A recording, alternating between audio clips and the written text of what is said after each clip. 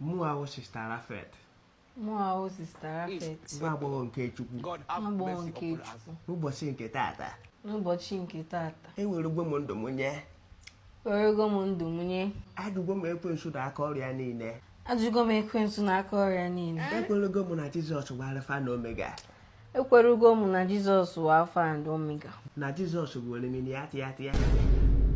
Na Jizọs bụ orimiri atịatịa. The simple Sumpunu. The simple Sumpunu. The ancient of days. The ancient of days. The owner of my life. Yes.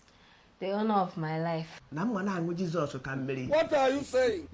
Na mma na-aṅụ Jizọs ka mmiri. Na mma na-aṅụ Jizọs ka mmiri. Kwa ụtụtụ. Kwa ụtụtụ.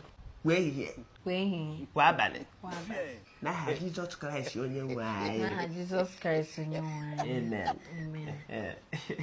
Oh, thank you very much, Sister Rafet. You are oh, Tua. After this now, na irigo Jesus ha rie budoziere go Bible here na study. Ina abịakitezi ihe na anya. You got to go. Yes, ina eduzie punctual. You got to go. Enwekwa anything na ekwesikwere ka mere I'm going to check you up. Ndị gbasara Ochukwu, okay? Okay. Ya dalokwa otu esi wekwo. Jesus is ihe na. Ya, jide aka. Maazị Kamonda, n'ọgwụla? Adọnta kedu nwere ihe ọzọ? Ntị m ibe patronize m otu na-eshibe patronize m before. Dịkwa nke bụ ha. Patronize gị how? Kedu ihe meanere? Akwa ịhụ na mgbe bịara ebe a na-eji m Baịbụl bịa. Ihe nji bipụta egwu ozi ọma ahụ. Maazị, apụkwanụ Baịbụl. Anyị ma Chalụ kedu ihe na-eme? A wetara mgbe Ojoma Chukwu abịara to convert you ka Jizọs bana ndụ gị. Ị mara ma anaghị emezi ihe ndị ahụ. Achọkwa m that thing o. Ima time iji nere ebe mi sell them like 3 customers.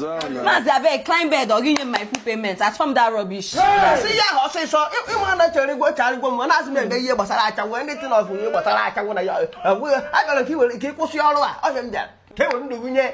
Ọhịa nji wee bịa adachekwa m na gị na-ekwu mana ya achọ m iwe ja kọpụ nweta m kere na-ekwu. Enyele m ndụ m. Mana ị ga-enyezi m ego full payment m na climb bed. Stop it. Achọpụtara na dị ka Maazị mba achọkwa m ya. Maazị climb bed. Maazị climb bed. Satan! Maazị